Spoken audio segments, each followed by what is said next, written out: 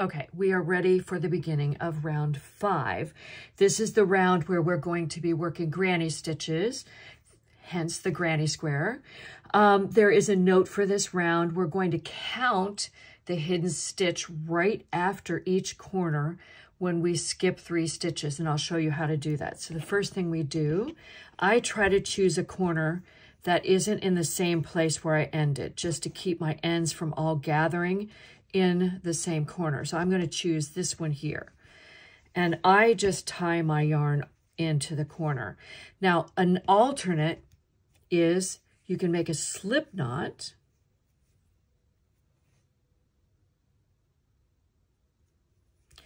And do it that way. But I'm not going to do that for this one because I want to make sure that I can work a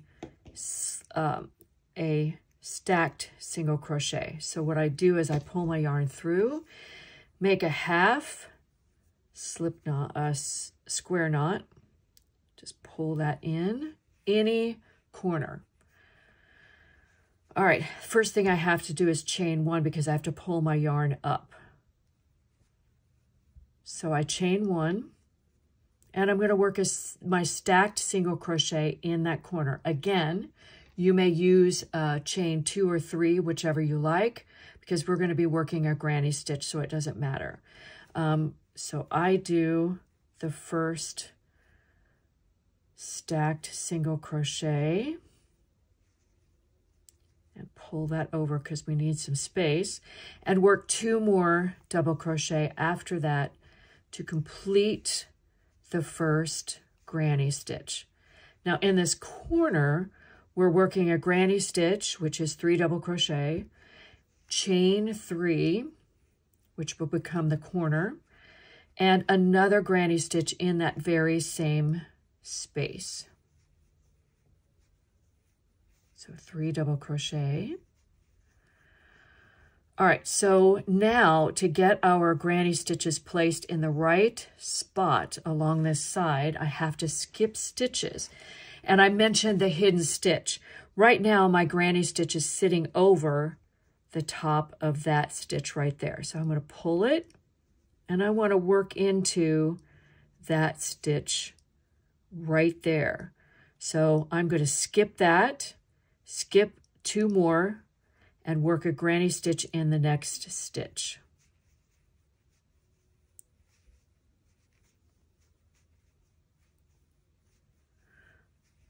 From here on out, we're going to skip 2 stitches, so 1, 2, and work a granny stitch in the next stitch.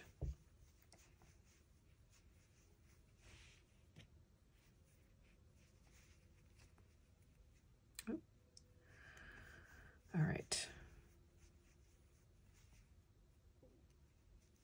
So I have that one done. I'm going to skip 2 more, 1, 2, and work a granny stitch in the next stitch.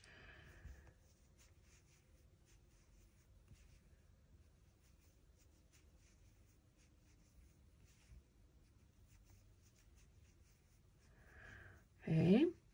And skip 2 more stitches, work a granny stitch.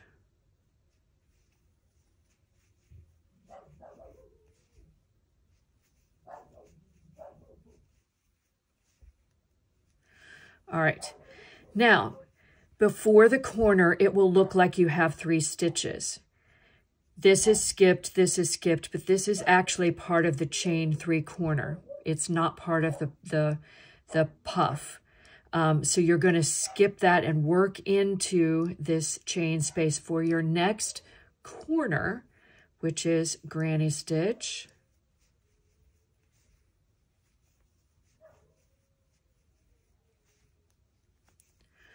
And chain 3. And in the same corner, we work another granny stitch. Now, one thing I wanted to point out is the traditional granny square usually has chain 1 spaces between the granny stitches. I've elected not to do that here because of what I'm working into them in round 6, but also because you'll notice that they're still sort of bunching up a little bit. Like I said, once we create that square in round 5, or round 4, sorry, we're still trying to pull that square out to a square shape. And this one is where we really start to pull that out. If I added a chain 1 space, it would be bunched. So we don't want that to happen. So make sure that you don't put a chain 1 space. Remember, skip 3 right after the corner, and then skip 2 to get to the next corner. Now I'm going to finish my round 5, and I will meet you back at the beginning. All right, I'm back at the end of round 5, and I need to slip stitch. So I'm going to slip stitch to join in the top of that stacked single crochet, or if you did a chain 3 or chain 2, get slip stitch into the top of that turning chain.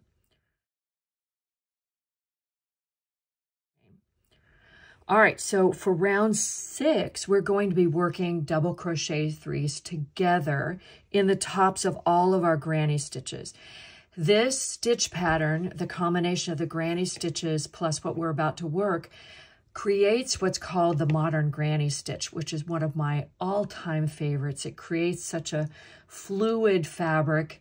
I actually have a baby blanket designed with the modern granny stitch called the Florin. So if you end up liking this stitch, it's a great pattern to check out. Anyway, we need to get started by, we're going to do a partial double crochet 3 together by actually doing what we did when we did the clusters. So we're going to start round 6 with a chain 2. Then we have 2 stitches left in our granny stitch. We're going to yarn over, insert hook in that next stitch, yarn over, pull up a loop, and pull through 2 loops. And instead of finishing that, we're going to yarn over, insert the hook in the next stitch, which is the 3rd stitch of the granny stitch, pull up a loop, go through 2, and then we have 3 loops here on our hook. Pull through all 3, and that first one is finished.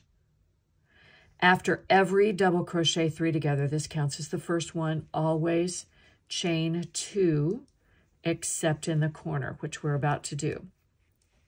In the corner, we're simply going to do the same thing, but into the corner. So yarn over, insert hook, yarn over, pull up a loop, pull through 2. Yarn over, insert hook, yarn over, pull up a loop, pull through 2. Yarn over, pull up a insert hook, yarn over, pull up a loop, pull through 2. This time I have 4, and that's what I'm going to have on every other double crochet 3 together throughout. The first one was different. These will all have 4 loops to pull through. Last step is to yarn over and pull through all 4 loops on the hook. That's a double crochet 3 together. Chain 3, because that was what we have in our corner. To complete the corner, I have to do another double crochet 3 together. So yarn over, insert hook, pull up a loop, pull through 2. Yarn over, insert hook, pull up a loop, pull through 2, and yarn over, insert hook, yarn over, pull up a loop, pull through 2. I have 4 loops on my hook, pull through 4. Okay, to do the next double crochet 3 together, I still have to chain 2 to create that space. And I'm working this over the top of the granny stitch below. So I insert my hook, yarn over, insert hook into the first stitch, yarn over, pull up a loop, pull through 2.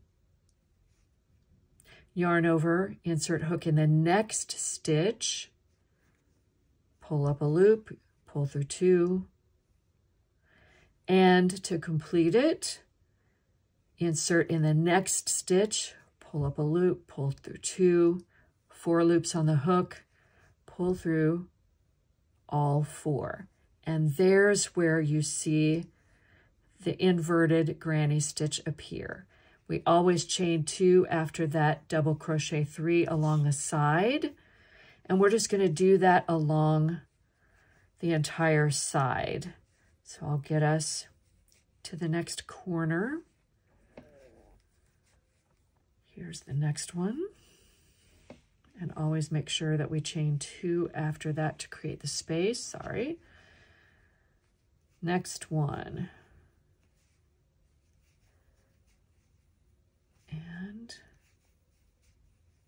pull through all 4 and chain 2. We've got 3 more to go for this side.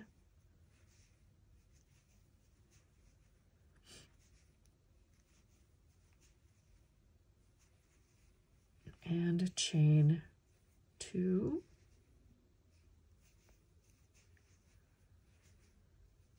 All right, we are getting close to the end of this side. So 1 more to do, chain 2. And this is the last one on the side before the corner. You can see that once you get your rhythm, it goes pretty quickly. Just be sure, let me show you, that you want to make sure you have a chain 2 space between each double crochet 3 together. Now I'm at the corner again, so I'm going to do the same thing I did here. Double crochet 3 together, chain 3, double crochet 3 together to form the corner. And you can see that now my square is really starting to even out. What I'm going to do is work around the other edges, and I'll meet you back here at the end of round 6. All right, so we've arrived at the end of round 6. I just need to chain 2 to complete that last chain 2 space, and then look where I slip stitch.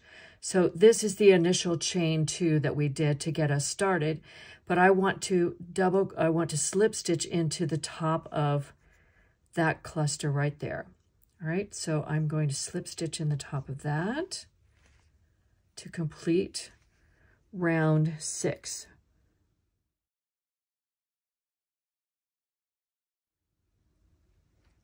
Moving on to round 7, we're going to work half double crochets around this round. To get us started, chain 1, half double crochet in that same stitch.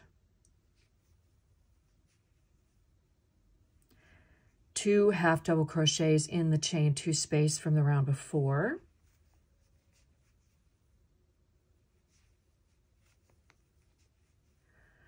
And a half double crochet in the top of that double crochet 3 together.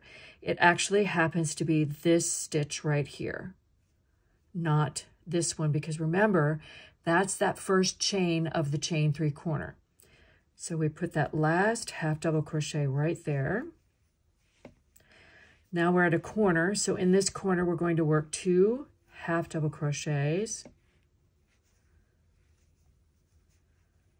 chain 2 this time, and 2 more half double crochets in that corner.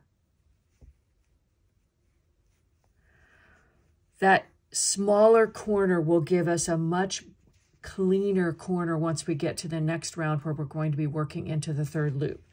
All right, to continue along this side, again, we're going to work a half double crochet in the top of the double crochet 3 together. So it's this stitch here, 2 half double crochet in the chain 2 space,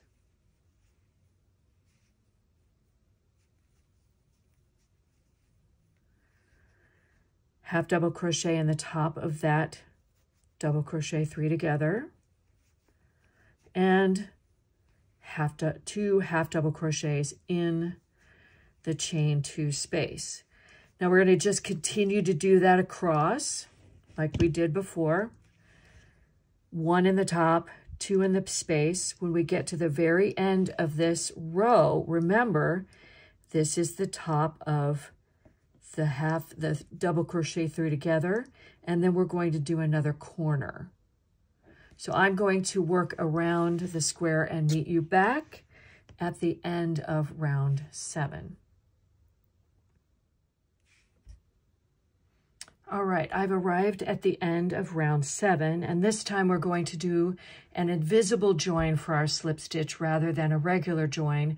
This is different from the one that I did in round 4, because what we're trying to do is get a nice clean join for the round that's coming up, round 8. So I'm back at the beginning. Oh, before you start that, just make sure that you've counted. You should have 26 half double crochet along each side, and that counts the 2 that you have in that corner and the 2 that you have in that corner. So there should be 26. The reason that's important is because not for round 8, but for round 9, when you're doing another round of granny stitches, it kind of becomes important as to how many stitches you're going to skip and that sort of thing. So make sure that you count the number of stitches that you have along each side before you do your join. All right, so for the invisible join, I'm going to remove my hook from the stitch, and I'm going to go from back to front under the top loops of the half double crochet that I'm joining to, which is right here. So I place it under that top loop. Sometimes it's a little bit hard to get in there. I'm going to take the loop that I took off my hook and put it back on my hook like so, and pull it through to the back of my work. Now my loop is too big, and sometimes it's twisted. You can see that it's twisted a little bit, so I'm going to take my hook out and fix that, and then adjust the height of my loop. And what that should do is it creates an invisible join right there so that we don't see where that join happened. All right, we're ready for round 8.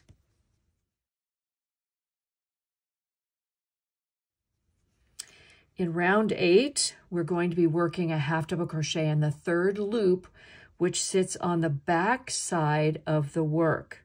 The first one gets a little tricky because we've joined into it, so let me show you how to do that. We have to chain 1 first. And we're going to find that loop.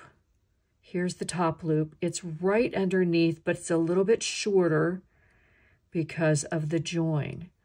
But you insert your hook through that, yarn over, pull up a loop, and finish your half double crochet. Okay, the next stitch, half double crochet in the 3rd loop, which is this one right here.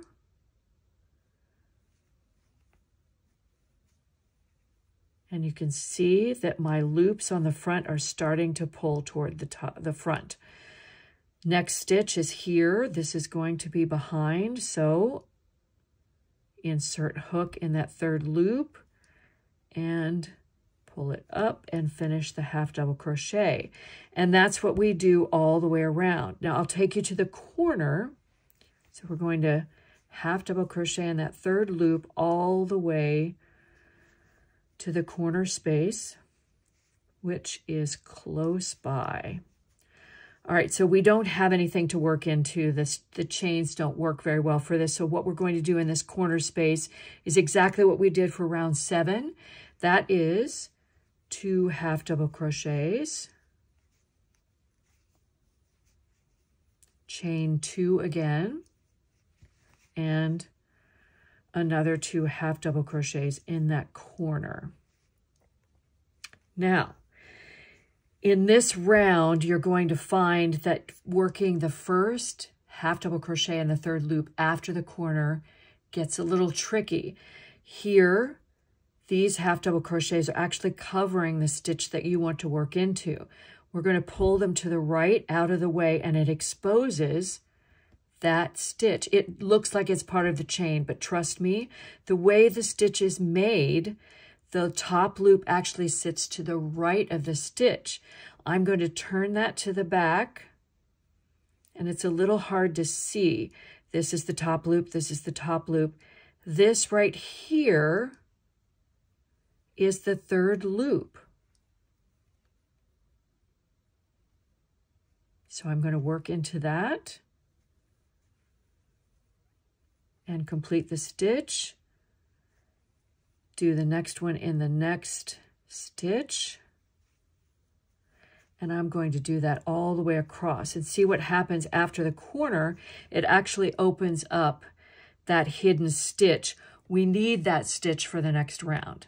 So you're going to work that half double crochet in the third loop all the way across to the next corner here, where you work the same 2 half double crochet, chain 2, 2 half double crochet, and then work that all the way around till we get to the end of round 8, which is here. All right, I'm going to finish that up and meet you back at the beginning. All right, I'm at the end of round 8. So I'm going to make sure that I slip stitch to join. This is just a regular slip stitch join into the top of the first stitch of the round.